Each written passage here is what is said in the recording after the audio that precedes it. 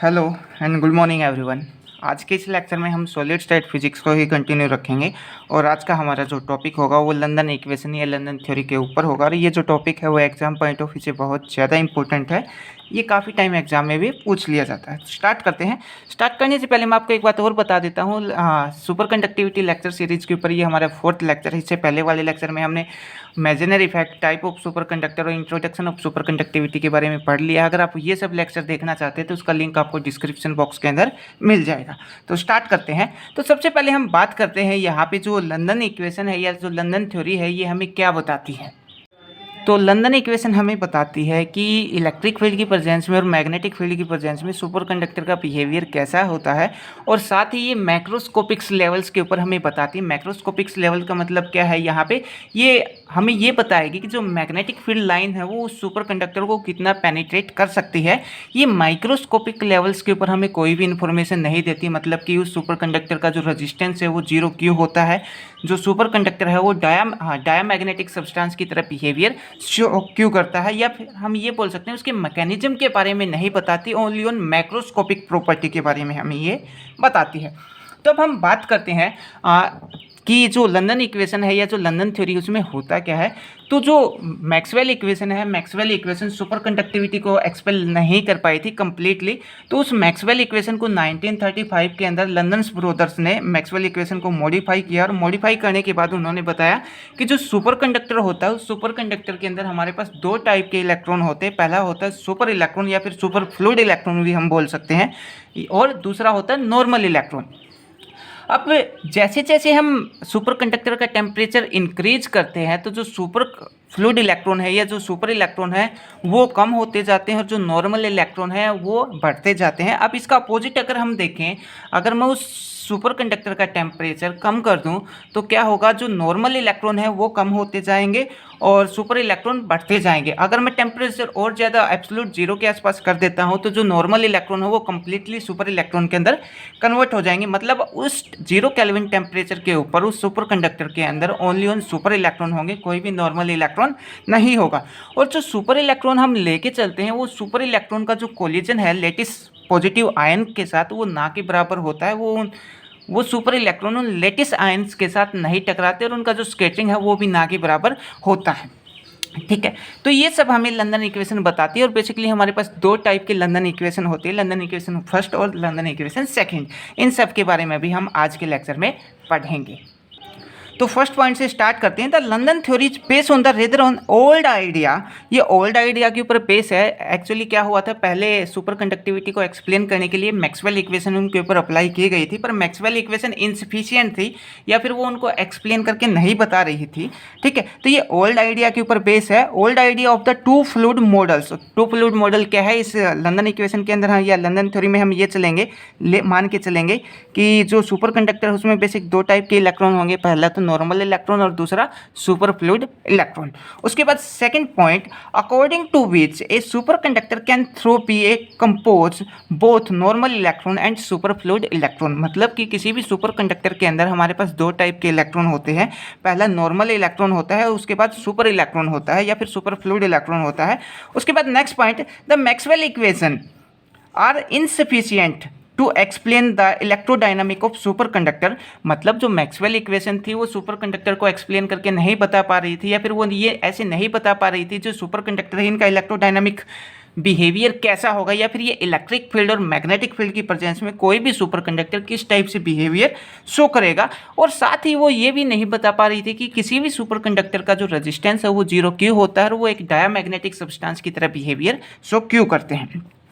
ठीक है, तो इसी पॉइंट के अंदर यही हमने बता रखा है। उसके बाद नेक्स्ट पॉइंट, इन 1935 लंदन ब्रदर्स, लंदन 2 ब्रदर्स थे, ये एफ लंदन और दूसरा H London, modify Maxwell equation two explain phenomena of super conductivity and gives the famous London theory. तो 1935 के अंदर जो लंदन ब्रदर थे एफ लंदन और एच लंदन, इन्होंने मैक्सवेल इक्वेशन को मॉडिफाई किया और मॉडिफाई करके जो सुपर कंडक्टिविटी फिनोमिना है उसको एक्सप्लेन करने की कोशिश की। और यहाँ पे उन्होंने जो लंदन थ्योरी है वो लंदन थ्योरी के बारे में बताया। उसके बाद नेक्स्ट पॉइंट में क्या बता रखा है, नेक्स्ट पॉइंट में ये बता रखा है जो हमारे पास लंदन थ्योरी होती है इसमें बेसिकली 2 टाइप के इलेक्ट्रॉन होते हैं हमारे पास। पहला होगा नॉर्मल इलेक्ट्रॉन और दूसरा होगा सुपर इलेक्ट्रॉन, या फिर हम इसको सुपर फ्लूइड इलेक्ट्रॉन भी बोल सकते हैं। अब होगा क्या, अगर मान लिया ये हमारे पास कोई एक सुपर कंडक्टर है, इस सुपर कंडक्टर का टेम्परेचर अगर मैं इंक्रीज करना स्टार्ट कर दूं, टेम्परेचर अगर इंक्रीज करेंगे तो क्या होगा, जो नॉर्मल इलेक्ट्रॉन है ये इंक्रीज होते जाएंगे और जो सुपर इलेक्ट्रॉन है ये डिक्रीज होते जाएंगे।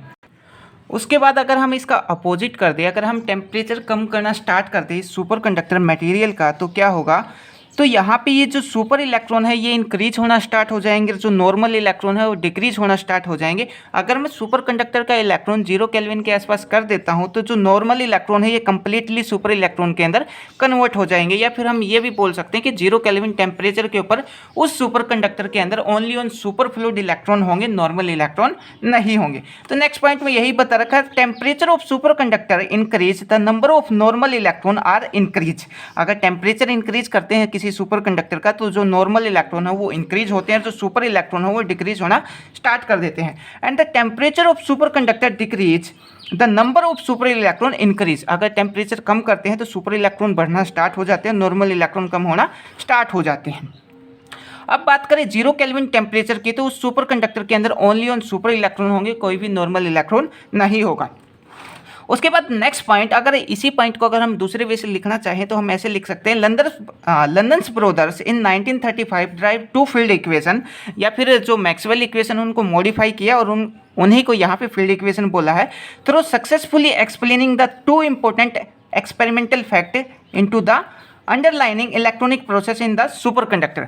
मतलब जो लंदन्स ब्रदर्स थे उन्हें 1935 के अंदर जो मैक्सवेल इक्वेशन थे उनको मॉडिफाई करके हमें दो फील्ड इक्वेशन दी, और वो फील्ड इक्वेशन बहुत इंपॉर्टेंट कुछ इंपॉर्टेंट पॉइंट्स को या इंपॉर्टेंट एक्सपेरिमेंटल फैक्ट को ये एक्सप्लेन करके बता रही थी, और साथ ही ये हमें ये बता रही थी कि जो इलेक्ट्रिक फील्ड और मैग्नेटिक फील्ड की प्रेजेंस में कोई भी सुपर कंडक्टर किस टाइप से बिहेवियर शो करेगा, और साथ ही जब हम किसी सुपर कंडक्टर को मैग्नेटिक फील्ड की प्रेजेंस में रखते हैं तो मैग्नेटिक फील्ड लाइंस कितना उस सुपर कंडक्टर को पेनिट्रेट कर पाती हैं।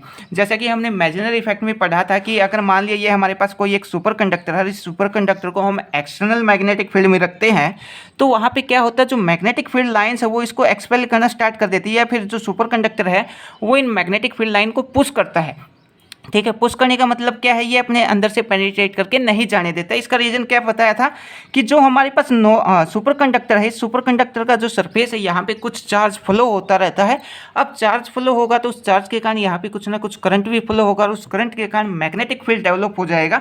अब वो जो मैग्नेटिक फील्ड होगा, वो मैग्नेटिक फील्ड बाहर से मैग्नेटिक फील्ड जो हमने अप्लाई किया उसके रिवर्स डायरेक्शन में होगा, और वो उस मैग्नेटिक फील्ड लाइन को रिपेल करेगा। अब जैसे जैसे मैं बाहर का मैग्नेटिक फील्ड अगर बहुत ज़्यादा अप्लाई कर दूँ, क्रिटिकल मैग्नेटिक फील्ड तक लेके जाऊँ, तो जो मैग्नेटिक फील्ड लाइन्स है वो इस सुपर कंडक्टर को पेनिट्रेट करना स्टार्ट कर देंगी। मतलब अब वो मैग्नेटिक फील्ड लाइन इस सुपर कंडक्टर के अंदर से जाना स्टार्ट हो जाएंगी। तो मैक्सवेल इक्वेशन हमें जो लंदन थ्योरी है या जो लंदन इक्वेशन है ये हमें ये भी बताती है कि ये जो मैग्नेटिक फील्ड लाइन्स है वो कितना इस सुपर कंडक्टर को पेनिट्रेट करेगी। ठीक है, उसके बाद नेक्स्ट पॉइंट में ये बता रखा है, London theory is purely macroscopic. अब मैक्रोस्कोपिक का मतलब क्या है, मैक्रोस्कोपिक का मतलब ये है कि ये हमें पेनिट्रेशन डेप्थ के बारे में बताती है, इलेक्ट्रिक फील्ड और मैग्नेटिक फील्ड में सुपर कंडक्टर का बिहेवियर बताती, पर उनकी मैकेनिज्म का एक्सप्लेन करके नहीं बताती। मैकेनिज्म इन द सेंस जैसे हम सुपर कंडक्टर में ये बोलते हैं कि इनका जो रजिस्टेंस है वो 0 होता है। अब लंदन थ्योरी ये एक्सप्लेन करके नहीं बता पाई जो सुपर कंडक्टर का जो रजिस्टेंस है वो 0 क्यों होता है, और ये डायमैग्नेटिक सब्सटेंस की तरह बिहेवियर क्यों करते हैं। ठीक है, तो according to London theory it is assume that there are two type of conducting electron. London theory के अकॉर्डिंग सुपर कंडक्टर के अंदर दो टाइप के इलेक्ट्रॉन होते हैं, पहला नॉर्मल इलेक्ट्रॉन बताया गया और दूसरा सुपर इलेक्ट्रॉन बताया गया। उसके बाद ये बता रखा है 0 केल्विन टेम्परेचर के ऊपर ओनली ऑन सुपर इलेक्ट्रॉन होंगे, नॉर्मल इलेक्ट्रॉन नहीं होंगे। उसके बाद next point, the superconductor ये super conducting electron are not subjected to any lattice scattering. मतलब मान लिए ये हमारे पास कोई भी एक सुपर कंडक्टर है, तो सुपर कंडक्टर के अंदर ऐसा माना गया था, ये आपको बीसीएस थ्योरी में बहुत अच्छे से समझ आएगा ये पॉइंट।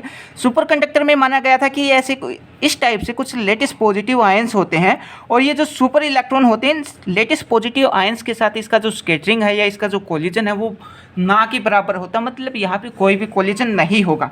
तो the super conducting electron are not subjected to any lattice scattering. मतलब ये जो लेटिस है इन लेटिस के साथ कोई भी स्कैटरिंग नहीं होगी सुपर कंडक्टिंग इलेक्ट्रॉन की। उसके बाद नेक्स्ट पॉइंट में हमने क्या माना है, हमने यहाँ पे एक सुपर कंडक्टर स्पेसिमन ले लिया या फिर सुपर कंडक्टर का एक सैंपल ले लिया जो सिलेंड्रिकल फॉर्म में है और इसका टेम्परेचर हमने यहाँ पे ले लिया 0 केल्विन। अब 0 केल्विन टेम्परेचर अगर हम लेके चलेंगे तो इसके अंदर ओनली ऑन सुपर इलेक्ट्रॉन ही होंगे, नॉर्मल इलेक्ट्रॉन 0 केल्विन टेम्परेचर के ऊपर नहीं होंगे। अब नेक्स्ट पॉइंट में क्या होगा, हमने इस सुपर कंडक्टर के अंदर स्मॉल सा एक यूनिट वॉल्यूम मान लिया और इस यूनिट वॉल्यूम के अंदर हमने मान लिया n number of electron presence हैं। अब नेक्स्ट पॉइंट में क्या है कि हमने ये जो सुपर कंडक्टर स्पेसिमेन है इसको हमने एक एक्सटर्नल बैटरी के साथ कनेक्ट कर दिया। एक तरफ हमने पॉजिटिव पोटेंशियल अप्लाई कर दिया, एक तरफ हमने नेगेटिव पोटेंशियल अप्लाई कर दिया। तो जैसे ही हम जो पॉजिटिव पोटेंशियल है इस पॉजिटिव पोटेंशियल की तरफ सब जो सुपर इलेक्ट्रॉन है वो फॉलो करना स्टार्ट कर देंगे। ठीक है, अब हमें पता है कि जब भी किसी चार्ज पार्टिकल को हम इलेक्ट्रिक फील्ड की प्रेजेंस में रखते हैं तो उस चार्ज पार्टिकल के ऊपर कितना फोर्स लगता है, और यहाँ पे जो इलेक्ट्रिक फील्ड की डायरेक्शन है वो पॉजिटिव से लेकर नेगेटिव की तरफ इलेक्ट्रिक फील्ड की डायरेक्शन है। तो ये हमने मान लिया ये हमारे पास इलेक्ट्रिक फील्ड है और इलेक्ट्रिक फील्ड स्ट्रेंथ हमने यहाँ पे E मान लिया और इस इलेक्ट्रिक फील्ड की प्रेजेंस में हमने ये इस चार्ज पार्टिकल को रख दिया। तो इलेक्ट्रोडायनेमिक में क्या होता है कि इस चार्ज पार्टिकल के ऊपर कितना फोर्स लगेगा in the presence of external electric field, तो इसके ऊपर फोर्स लगेगा F = QE। ठीक है, अब चार्ज पार्टिकल क्या रखा है हमने यहाँ पे इलेक्ट्रॉन को रखा है, तो क्यू की जगह हमारे पास क्या आ जाएगा E आ जाएगा और इलेक्ट्रॉन के ऊपर चार्ज कितना होता है -E। तो फोर्स कितना लगेगा, इतना फोर्स हमारे पास लगेगा F = -EE। ठीक है, और हम यहाँ से इलेक्ट्रिक फील्ड इंटेंसिटी निकालना चाहें तो वो भी निकाल सकते हैं। यहाँ पे क्या आ जाएगा E = ये आ जाएगा F/Q। ठीक है, ये इलेक्ट्रिक फील्ड इंटेंसिटी होगी। उसके बाद ये जो फोर्स हमने निकाला है इस फोर्स को हम न्यूटन सेकंड लॉ का हम यहाँ पे यूज करेंगे। फोर्स क्या निकाला है E। अब according to Newton second law force क्या होता है हमारे पास F = ma, और ये जो A है वो क्या है एक्सेलरेशन, और एक्सेलरेशन को हम कैसे लिख सकते हैं dv/dt, change in velocity with respect to time, इसको हम क्या बोलते हैं एक्सेलरेशन बोलते हैं। और 0 केल्विन टेम्परेचर के ऊपर हमारे पास जो स्पेसिमेन है उसके अंदर ओनली ऑन सुपर इलेक्ट्रॉन है, तो हम यहाँ पे लिख देंगे S stands for super electron. ठीक है, और यहाँ पे अब एक ही जगह क्या लिख सकते हैं हम m dvs/dt, और इक्वल में हमारे पास यही रहेगा E। ठीक है, अब अगर हम यहाँ से dv/dt की अगर वैल्यू निकालना चाहें तो हमारे पास यहाँ पे आ जाएगा dv/dt की वैल्यू आ जाएगी हमारे पास E/m। ठीक है, इसको हमने बोल दिया इक्वेशन नंबर 1। अब नेक्स्ट स्टेप में हम क्या करेंगे, यहाँ पे हम 12th क्लास से पढ़ते हुए आ रहे हैं, हम करंट डेंसिटी का यूज करेंगे। करंट डेंसिटी में भी कौन से रिलेशन का, जो हमारे पास करंट डेंसिटी और ड्रिफ्ट वेलोसिटी का जो रिलेशन होता है उसका हम यूज करेंगे। एक्चुअली हम 12th क्लास में क्या पढ़ते थे, हमारे पास ये एक नॉर्मल कंडक्टर है। इस नॉर्मल कंडक्टर में हम जब बैटरी अप्लाई करते थे तो कितना करंट फ्लो होता था, वहाँ पे हम रिजल्ट निकालते थे I = ANEVD। VD क्या है, यहाँ पे इलेक्ट्रॉन की ड्रिफ्ट वेलोसिटी है, A इसका एरिया मान रखा है, N यहाँ पे नंबर ऑफ इलेक्ट्रॉन है और E चार्ज ऑन इलेक्ट्रॉन हमने यहाँ पे ले रखा है। तो जो करंट डेंसिटी होती है वो क्या होती है J = I/A, और I की वैल्यू हमारे पास क्या है, ये है। अब I की वैल्यू रखूँगा तो ANEVD। ठीक है, ये माइनस में आएगा और डिवाइड बाय A से A यहाँ पे कैंसिल हो जाएगा। J की वैल्यू क्या आ जाएगी, करंट डेंसिटी की वैल्यू आ जाएगी हमारे पास NEV, और यहाँ पे हम नॉर्मल V लेके चलेंगे, ड्रिफ्ट वेलोसिटी हम नहीं लेके चलेंगे, और VS। ठीक है, अब ये हमारे पास करंट डेंसिटी होती है, इसका हम यहाँ पे यूज करेंगे। और यहाँ पे N के सबस्ट्रेट में भी S लिखेंगे क्योंकि हम यहाँ पे सुपर इलेक्ट्रॉन लेके चल रहे हैं, इसलिए S लिखेंगे। अब अगर हम इस इक्वेशन का, ये वाली जो इक्वेशन नंबर 2 है, इसका डिफरेंशिएट कर दें हम टाइम के रिस्पेक्ट में, तो क्या जाएगा, ये आ जाएगा हमारे पास dJ/dt, और यहाँ पे माइनस का साइन, N भी कॉन्स्टेंट है, E भी कॉन्स्टेंट है हमारे पास, इसका इंटीग्रेशन करेंगे तो ये आ जाएगा dV/dt।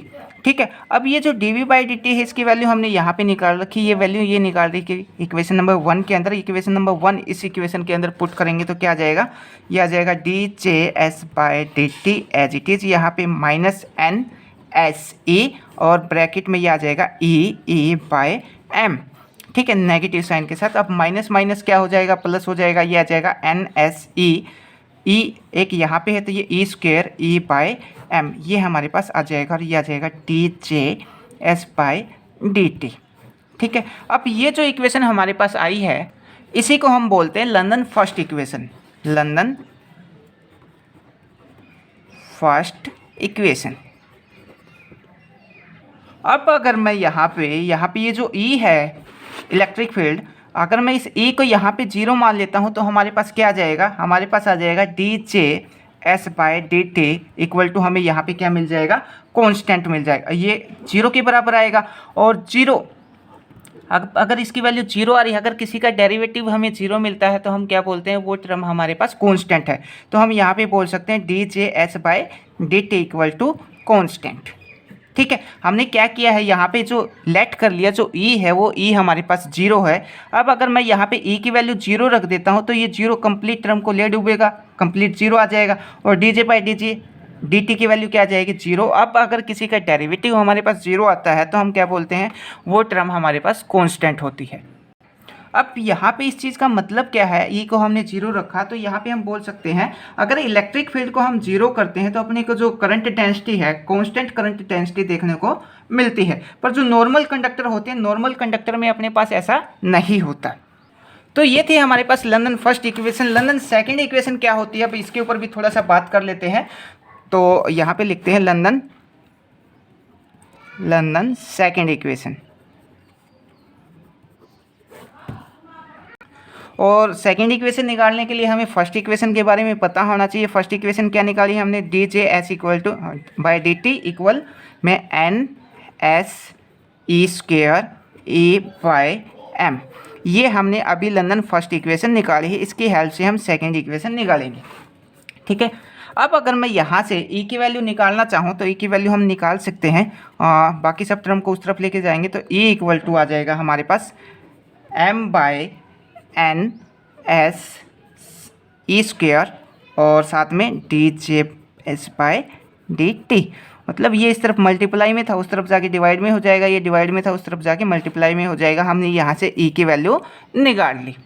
अब हम यहाँ पे यूज़ करेंगे मैक्सवेल इक्वेशन का, और मैक्सवेल इक्वेशन भी कौन सी, del cross E equal to minus करली B बाय करली T। ठीक है, ये है हमारे पास मैक्सवेल इक्वेशन। अब E की वैल्यू अपने पास है, E की वैल्यू ये है, E की वैल्यू उठा के हम यहाँ पे रख देंगे तो क्या आ जाएगा हमारे पास, ये आ जाएगा del cross m/NS/E² dJ/dt equal to minus करली B बाय करली T। अब यहाँ पे ये वाली जो टर्म है ये कांस्टेंट है तो इसको डेल से बाहर निकाल लेते हैं। हमारे पास क्या आ जाएगा, m/NS/E², ये आ जाएगा डेल क्रॉस dJ/dt और इक्वल टू माइनस करली B बाय करली T। ये वाली इक्वेशन हमें मिल जाएगी। अब नेक्स्ट स्टेप में हम क्या करेंगे, ये जो इक्वेशन आई है इस इक्वेशन को बोथ साइड इंटीग्रेट कर देंगे। तो इंटीग्रेट कर देंगे तो ये वाली टर्म कांस्टेंट है, इस तरफ से इंटीग्रेट कर दिया हमने और इस तरफ से इंटीग्रेट कर दिया। और इंटीग्रेशन की जो लिमिट होगी, इनिशियली हमारे पास जो मैग्नेटिक फील्ड होगा वो कितना होगा, 0, और फाइनल क्या होगा, बी मैग्नेटिक फील्ड हमने मान लिया। अब यहाँ पे क्या होगा, इस इंटीग्रेशन से ये डिफरेंशिएशन कैंसिल, इस इंटीग्रेशन से ये डिफरेंशिएशन यहाँ पे कैंसिल हो जाएगा। और कैंसिल होने के बाद हमारे पास क्या बचेगा, ये आ जाएगा, हाँ constant term as it is आ जाएगी m/NS/E², और ये कैंसिल हो जाएगा तो यहाँ पे आ जाएगा अपने पास ओनली JS, और यहाँ पे डेल क्रॉस भी है तो डेल क्रॉस। ठीक है, और इक्वल में आ जाएगा हमारे पास यहाँ पे P, और B की जो लिमिट होगी वो क्या होगी, B0 और दूसरा है B। अब upper limit minus lower limit करेंगे तो क्या आ जाएगा, माइनस यहाँ पे चल रहा है तो एक पर अपर लिमिट क्या है हमारे पास B, माइनस लोअर लिमिट क्या है B0। ठीक है, ये मिल जाएगा। और इक्वल में ये वाली जो टर्म है वो यहाँ पे एज इट इज रहेगी m/NS/E² डेल क्रॉस JS। ठीक है, अब हम यहाँ पे यूज़ करेंगे मैजेनर इफेक्ट का। मैजेनर इफेक्ट के अकॉर्डिंग क्या होता है, हमारे पास जो सुपर कंडक्टर होता है उस सुपर कंडक्टर के इनसाइड में जो टोटल मैग्नेटिक फील्ड होता है वो कितना होता है, 0 होगा। अब मैग्नेटिक फील्ड हम यहाँ पे 0 लेके चलेंगे तो क्या आ जाएगा हमारे पास, ये आ जाएगा ये वाली term as it is m/NS/E² del cross JS, और स्टार्टिंग यहाँ पे इक्वल का साइन आएगा और इक्वल में हमारे पास क्या बच जाएगा, -B। अब यहाँ पे हमें वैल्यू किसकी निकालनी है, डेल क्रॉस JS की, तो डेल क्रॉस JS की वैल्यू हम यहाँ से निकाल लेंगे। ये टर्म इस तरफ आएगी तो क्या आ जाएगा, ये आ जाएगा -P/NS/E² डिवाइड बाय m। ठीक है, ये हमारे पास जो लंदन की जो सेकंड इक्वेशन है, सेकंड इक्वेशन ये आ जाती है। तो ये थी हमारे पास लंदन थ्योरी। आई होप आपको ये टॉपिक समझ आया हो। अगर समझ आया तो आप अपने दोस्तों को भी शेयर कर सकते हैं और चैनल भी सब्सक्राइब कर सकते हैं। Thank you.